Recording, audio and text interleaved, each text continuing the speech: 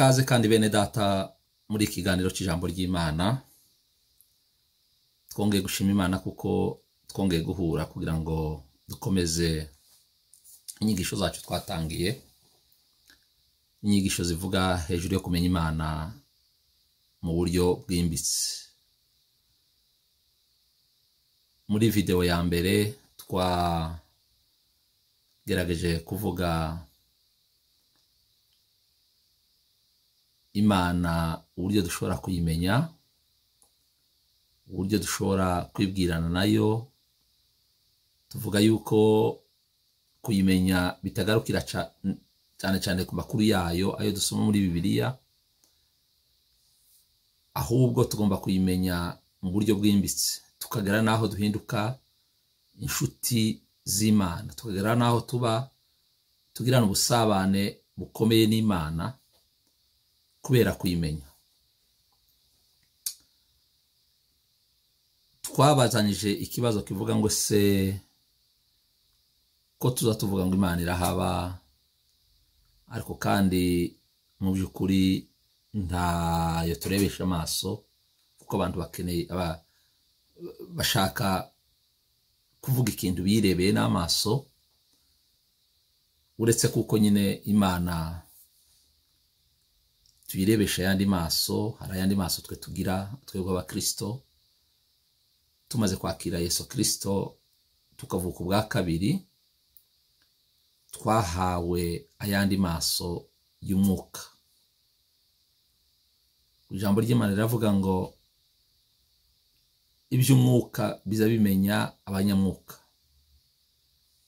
Yesu Kristo aganira na Nikodemu yaravuze ngo icyabyawe n'umubiri icyo ngicyo kiba umubiri, ariko n'icyabyawe nacyo n'umwuka nacyo kiba umwuka. Imana turayibona twebwe, ntabwo tuyirebesha amaso y'umubiri, ntibishoboka kuko nayo ni umwuka. Ariko kuba twarahawe umwuka mu gihe twabose ubwa kabiri, dushobora kuyimenya. Abatarabyawe ubwa kabiri biragoye kumumenya kuko ntibabishobora. Aya maso ntashobora kuyibona, aya matwi ntashobora kugira gute kuyibona. Twemezanya yuko Imana ihaba, ariko kandi ku muntu uhaye wigisha w'umwarimu w'ijambo ry'Imana, dukenera cyane cyane kubereka ikitwereka kuko Imana ihaba. Wenda wari usanzwe uzi ko Imana ihaba, ariko ukibaza ngo ese ko ntazanyibona niki. Ibi bintu bitanu twavuze kuko bizatwereka neza na neza kuko Imana ihaba, cyangwa se ibi nibyo byatumenyesheje yuko Imana ihaba. Ikintu cya mbere nicyo twavuze muri video ya mbere. Twavuze yuko tumenyeshwa nuko Imana ihaba kubera kureba ibyo yaremye. Ibyo yaremye ku muntu wese w'umunyabwenge bimuhesha kwibaza, akibaza ngo se ko nta kintu gishobora kubaho cyonyine ku bwaco. Ese inyenyeri, izuba n'ukwezi, ese inyanja, ese imisozi, ese ibiti, ese ibyatsi, ese amatungo, inyamaswa, inyoni, amafi, ese twebwe abantu, ibyo byose byabayeho gute? Iyo ukomeje kwibaza kuri ibyo, uhita umenya kuko hari Imana yabibesheje, hari Imana yatumye bibaho, hari Imana yabiremye. Ariko kandi ntiyanabiremye gusa, ni nayo ibibeshaho. Niko ijambo ry'Imana rivuga ngo niyo ibeshaho ibintu byose. Taravuga ikintu cya kabiri, nagira ngo nkubwire mwene data kuko iyi yaba ari impamvu kumenya ibi ngibi yaba impamvu yo gutuma utiganyira kuko dufite uwatumye tubaho. Yesu Kristo abwira abantu abihanangiriza kutiganyira, ababwira ati ntimukiganyire ngo se tuzarya iki, tuzanywa iki, tuzambara iki, tuzabaho gute. Ibyo abantu bakunze kubitwaraho umwanya cyane. Ashaka kubereka yuko ibi byaremwe byose bifite uwabiremye kandi biriho mu buryo butangaje, kubera yuko yatanze urugero cyane cyane ku bintu nka bibiri. Yatanze urugero ku nyoni. Aravuga ngo inyoni muzazitegereze, muzazirebe.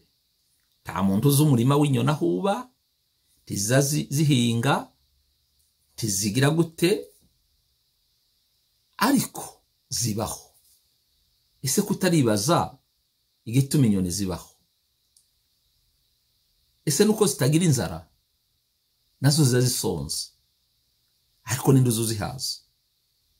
Imana yo mu ijuru yaziremye irazifite. Kwa kundi ubyara umwana, ntawe uzi ubyara umwana uretse abantu b'ibigoryi, ntawe ubyara umwana ngo apfe kumutaho ngaho, ariko uramubyara ukamukurikirana ku munsi ukamenya uko abaho, ukamenya ibyo afungura, ukamenya uburyo yambara, ukamenya harara, ukamenya niba yarwaye uburyo umuvuza. Uko ni kw'Imana nayo iza yita ku byo yaremye. Si umuntu gusa, ku bintu byose yaremye. Yarabiremye ariko kandi irabikurikirana kugira ngo bishobore kugira ubuzima. Yesu aravuga ngo niba Imana ikorera ibyo bintu inyoni, ese umuntu ni wizatererana? Umuntu ni wizareka? Ni ukuvuga ngo Imana Imana yaraturemye kandi turema mu shusho zayo, mu shusho y'Imana. Niba igirira inyoni neza abantu, ntiyari ikwiye kuba impamvu yo kwiganyira, kuko yaturemye iratuzi kandi yaturemye ifite umugambi kuri twebwe. Izatwitaho. Mu gitondo ikamenya ngo umwana wanje ubwo abyutse ndamwambika, ndamuhereza ibyo arya, niba arwaye ndamukiza indwara. Ntabwo ari igipindi mpamvuga, ibi Imana ibyitaho, irabikora cyane ku buzima bwacu. Karaga paranteze nari nshizeho ku bantu baza biganyira. Yesu kandi yasuye kuvuga hejuru y'indabyo cyangwa se icyo twita mawuwa mu rurimi rwacu. Aravuga ngo se ntimurakareba indabyo mwebwe ngo murebe ukuntu ziza ziberwa? Aravuga ngo hariho umwami wabayeho umunyembaraga wagize ibintu byinshi, umwami witwa Salomo, nubwo ngo yatunze akambara bingana gute, ariko ntabwo yigeze aberwa ngo aberwe nka kuriya kwiki, kakuriya kw'indabyo, kakuriya kw'amawuwa. Aravuga ngo se ninde uhesha indabyo kuberwa? Ninde ubeshaho indabyo? Ni Imana. Imana niyo itubeshaho bene data, dukwiriye kureka kwiganyira. Rero reka twongere tuvuge ibindi bintu bine bisigaye. Imana nidufasha, wenda turihuta kugira ngo tubishire muri iyi video imwe, kugira ngo nyine kuko isomo dukeneye kumva icyo Imana ituganiriza. Ubutaha tuzabone kuja mu yandi masomo, ariko tubanze tuvuge ibi bintu twavuze bitwereka kuko Imana ihaba. Ikintu cya kabiri, uretse ibyo yaremye, Imana kandi tuyimenyera mu mateka. Amateka, hari abantu bita les historiens, baba abapagani, ni abantu b'abanyabwenge b'incabwenge bakora ubushakashatsi bakamenya ibintu byabayeho. Hari ubwoko bw'abahistoriye bita ngo ni aba archaeologue,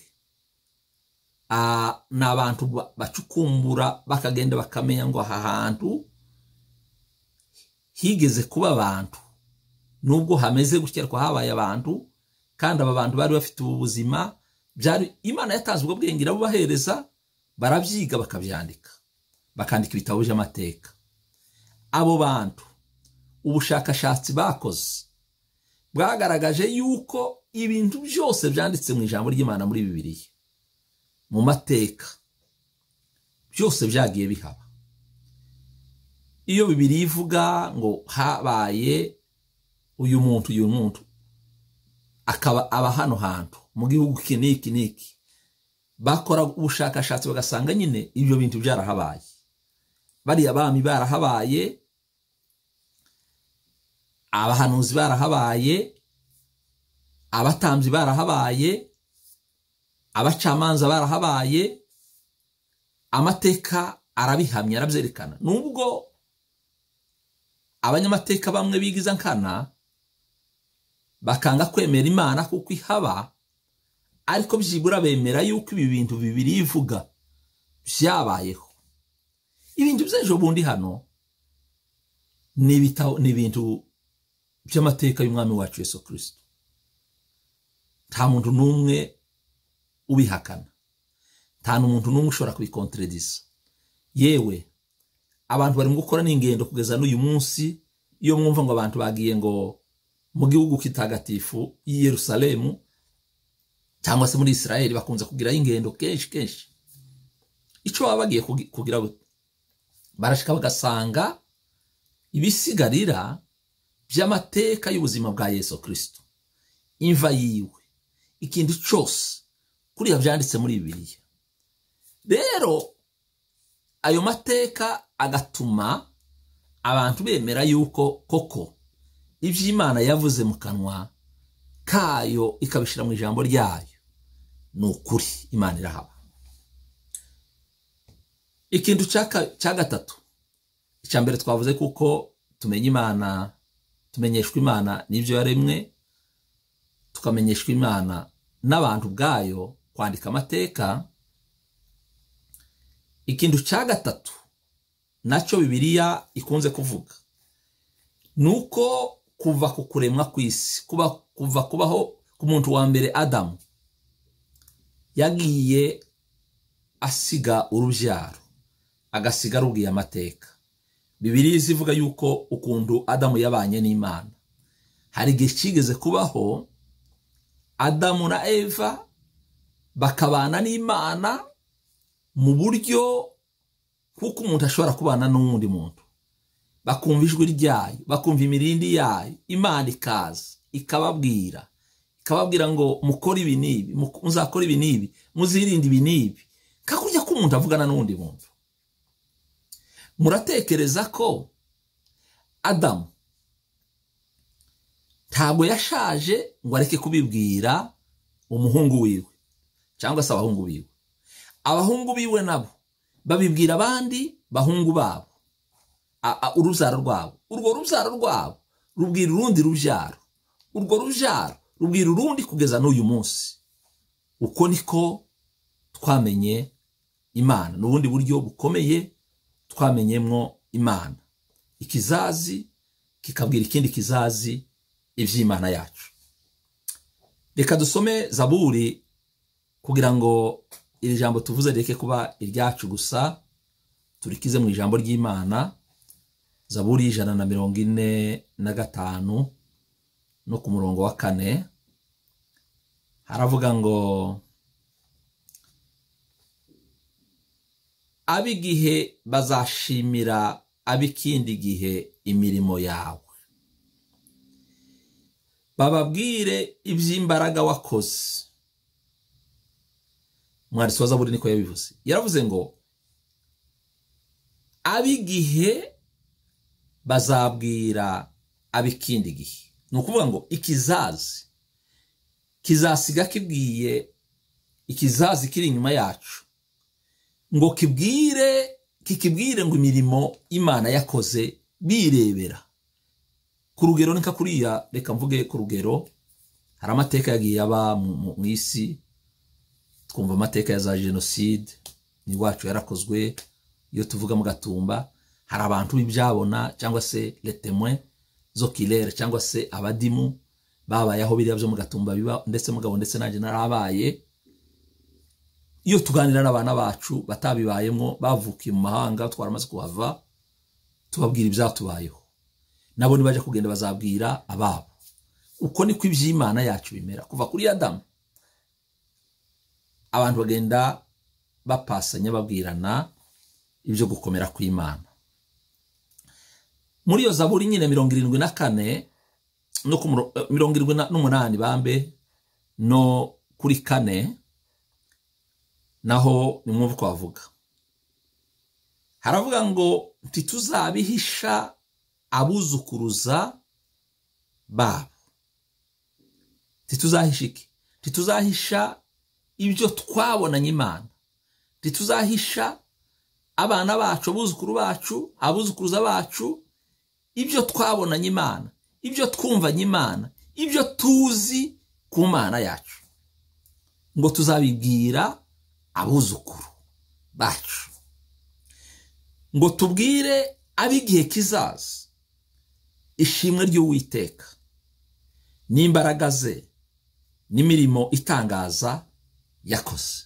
Hari ibintu Imana yagiye ikora, ibizazi biri inyuma bitazi bitabayemo, ariko tuzasiga tubibabwiye, tuzasiga tubabwiye ibyo Imana yagiye idukorera, tubabwire ngo bana bacu Imana irahaba, igihe iki niki twarayibonye. Iyo tuvuga Imana y'inganje, iyo tuvuga Imana yo muri Byura, iyo tuvuga Imana yo muri Bogobogo, iyo tuvuga Imana ibuvira, iyo tuvuga Imana yo mu Gatumba, iyo tuvuga Imana ya hehe, ahantu hose wagiye uca wabonye Imana, uza wicara ukabibwira abana, ukababwira ngo mwabana banje mwe Imana narayibonye. Ubundi n'ubundi buryo kandi butuma abantu bamenya Imana, no kuvuga ngo nukubwira abi uruzaro ruzaza, tukababwira amateka cyangwa se tukababwire imbaraga z'Imana. Uburyo bwa kane butuma tumenya Imana ni uburyo bukomeye, kandi ndatekereza kuko nababwiye yuko uburyo umuntu wese arabuzi. Ni uburyo tumenyamo Imana, ni uburyo bujanye n'ibyo ducamo mu buzima bwa minsi yose. Hari ibintu ucamo ubwonko bwawe, ubwenge bwawe bukavuga ngo ibyo ari byo byose, ibi bintu nyuzemo, ibi bintu mbaye nyuramo, hariho Imana ibiri inyuma, hari Imana yayituma mbona kurindwa gukomeye kungana gutya, hari Imana yayituma, hari ukuboko kw'Imana kuri inyuma y'ibi bintu. Icyo dushobora kwita ibihe tunyuramo. Abantu banyura mu bihe byiza bikabahesha kumenya yuko ubwabo ubwenge bwabo n'ubushobozi bwabo n'imbaraga zabo badashobora kuzishoboza, bigatuma batumbira Imana, bakavuga ngo ibi bintu ibi byiza nta kindi n'Imana itumye bikora. Nico gituma uzubona mu nsengero, muri worship, mu mwanya wo kuramya, tuzadukunda gutanga imyanya y'abantu kugira ngo batange ubuhamya, abantu bashime, babe bagenda bavuga Imana ukuntu yabanye nabo, ibyo batari kwishoboza Imana yarabibashoboje, ibyo banyuzemo, byaba byiza byaba bikomeye. Kakuriya uriya muri uyu mwana uri mu kuririmba akavuga ngo bya bihe byari bikomeye wa Mana we, ibyo byose ngo wagize gute, warabimpinduriye. Ibihe byari bikomeye niwe wabihinduye. Mu by'ukuri kuva mu isezerano rya kera, ibintu abantu bagiye bacamo byatumye bakomeza kumenya Imana, ndetse habe n'amazina menshi Imana yitwa. Ntabwo ariyo akenshi ntabwo ariyo yavuze ngo nije witwa gutya. Imana yagiye ijana n'abantu ikabakorera ibintu bamara bakita Imana amazina. Ku rugero nka Ibrahimu Imana imubwira gutanga umwana wayo Isaka, umwana umwe kinege, iramubwira ati genda uje kumutamba. Ibrahimu afata umwana aragenda mu buryo bugoye. Aya mateka si yongeye kuvuga, ndashaka kuvuga ukuntu Ibrahimu yise Imana izina. Amaze gushika umwana aramubaza ati se data ko ndiko kubona inkwi kabona n'umuriro, ese umwana w'intama wo gutambwa ari hehe? Ibrahimu aramusubiza kubwo kwizera, aramubwira ngo reka tugende mwana wanje, Imana irironkera. Mu by'ukuri niko byagenze nyine. Ibrahimu amaze gucana umuriro, amaze gufata umwana agiye kumusogota, yahise yumva ijwi rimubwira ngo nahindukira arebe igitambo, ngo ahindukire abona intama y'isekurume. Ibrahimu aravuga ngo koko ndabimenye neza ko Imana yongeye kandi kunyereka. Yaranyeretse kenshi, numvise ijwi ryayo, yampaye amasezerano, yampaye umwana, ariko kandi nongeye kandi kuyimenya nk'Imana iza yironkera. God provider, ni Imana yironkera. Yego ivyo ducamwo ubuzima bwa minsi yose, Imana ibitugose kandi tugotesheje urukundo rwayo. Iyo dutebagaye izitubyutsa, iyo turwaye ikadukiza, iyo turi mu kaga, turi mu ntambara ikazitucishamo, ikaducisha mu muriro, ikaducisha mu mazi menshi, twamara tukavuga ngo ibyo ari byo byose aha hari Imana ibikoze. Reka nongere ntanga urugero rw'abari abana b'Isiraheli. Yego Musa, ijambo ry'Imana riravuga ngo Musa yaganiraga n'Imana nka kwa kundi kumuntu aganira n'uwundi, ariko reba nk'Abayisiraheli ibo nta makuru y'Imana bari bafite.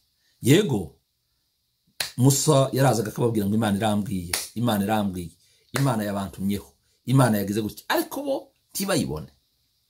Icyatumye Isiraheli imenya kuko Imana ikomeye ni ibitangaza Imana yagiye ikora, bahaye bareba, ntibayibonesheje amaso ngo ayirebeshe amatwi, ariko bayibonesha ibitangaza.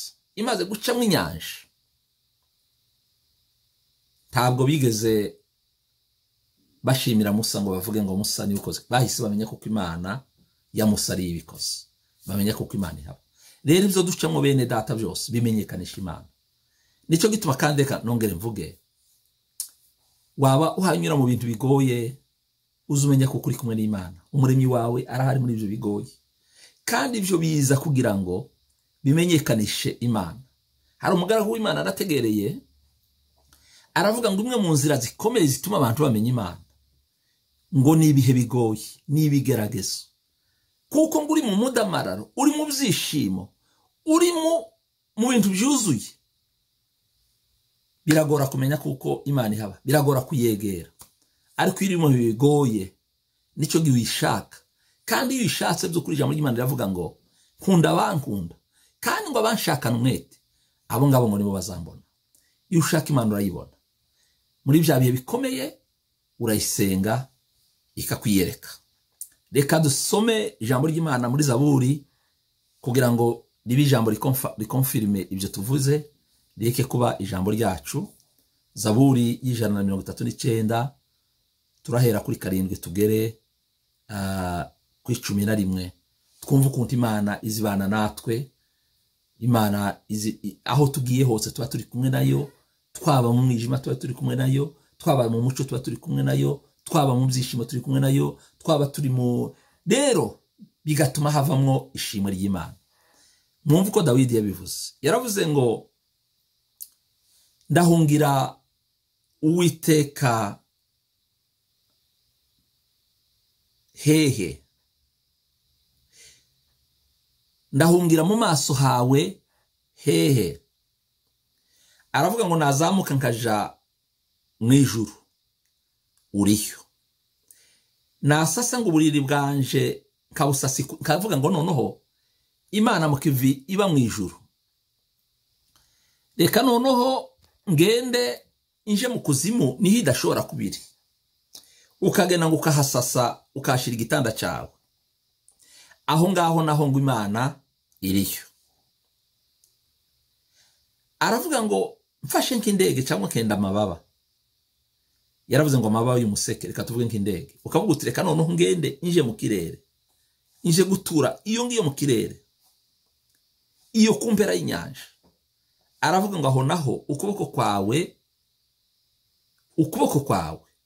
kwahanshorerera, twukwama tujana n'ukuboko kw'Imana. Aravuga ngo ukuboko kwawe kw'iburyo kwahafatira. Arongera avuga ngo nakwibwira nti nukuri umwijima niwo ngiye guhungiramo, ngiye kuja ahantu yihishe cyane mu mwijima hatagaragara, kugira ngo umwijima untwikire, Imana ireke kubiri kumwe nanje, ireke kumbona. Ngo Imana izahita irasiramwo umuco, ngo umuco ungose uhinduke, umuco ungose uzahinduka nkaguya kundi kwijoro. Iyi zaburi itwereka kuntu Imana izigendana natwe buri ntambwe y'ubuzima bwacu, kuva tuvuka ikagenda ibana natwe muri circonstance y'ubuzima, aho twaca mu muco, twaca mu mwijima, twaca mu mazi, twagendera mu birere, twagendera hehe, aho hose ukuboko kw'Imana kuba kuri kumwe natwe. Ibyo bikaduhesha kwishima no kumenya yuko ihari. Reka tuvuge ijambo rya nyuma rituma tumenya Imana n'impumeko yayo, n'ihishurirwa ryayo. Ihishurirwa ryayo yashize mu gitabo cyayo cyitwa Bibiliya. Bibiliya ni ijambo ry'Imana. Bibiliya ni igitabo cy'Imana. Itwigisha Imana, itwigisha Imana, ntinatwigisha n'Imana gusa. Ibyo ivuga byose iyo tubyizeye tukabyubaha, bishyirwa mu ngiro, bigaragaza kuko hariho Imana. Timoteyo wa kabiri, Pawulo yandikiye Timoteyo wa kabiri ibice 3:16, ni igipande tuzi cyane abantu bose baza basoma. Aravuga ngo ibyanditswe byera byose ngo byahumetswe n'Imana, kandi ngo bigira umumaro wo kwigisha umuntu, ngo no kumwemeza ibyaha bye, ngo no kumutunganya, no kumuhanira gukiranuka. Ni ukuvuga ngo ibyanditswe byera byanditse muri Bibiliya, iriya ni impumeko y'Imana, iriya ni Imana, ni ijambo ry'Imana, ni Imana yabivuze. Rero bitwigisha amavo n'amavuko n'amateka n'imirimo n'amazina n'ubugari bw'Imana. Bibiliya bitubwira ibyo. Rero nibyo bintu bitanu bene data nagira ngo sharinge namwe, nubwo hariho nibindi kakuriya twari tutangiye kuvuga imibabaro itwigisha Imana, ariko cyane cyane ibi bintu bitanu byo nakeze ko tuvuga. Reka mbisubireho nihuta kugira ngo ndangize izi nyigisho zanje. Ubwa mbere twavuze ko tumenya Imana duciye mu byo yaremye, tumenya Imana duciye mu mateka, tumenya Imana tubibwiwe n'ababyeyi cyangwa se ibizazi bikagenda bibwira ibindi bizazi ibyabayeho. Tumenya Imana ubundi kandi tuyimenyeshwa na circonstances z'ubuzima bwacu, ibyo tugenda tunyuramo minsi yose, tukamenya yuko ari ukuboko kw'Imana gwe kubikora, ubwacu twebwe nyine tutabikora, bigatuma tuyimenya. Igiheruka tuyimenyera mu ijambo ryayo ryanditse muri Bibiliya yera. Ndakwifuriza mwene data gukomeza kumenya Imana, kandi nimushaka kuyimenya neza tuzabira hamwe uburyo twamenya Imana. Iyi iracyari nka introduction, ariko tuzokomeza twimbe cyane izi nyigisho, tubereke icyo wakora kugira ngo umenye Imana. Nubwo ibi bintu bihari, ariko uko icyo wakora kugira ngo umenye Imana. Urakoze mwene data kudutegera. Imana iguha umugisha, Imana ikongerere kuyimenya, kandi kuyimenya harimo ubugingo. Nimba wafashijwe n'izi nyigisho, zihereza inshuti yawe nayo kugira ngo nayifashwe. Imana ibagirire neza mu izina rya Data n'Umwana n'Umwuka Wera. Amen.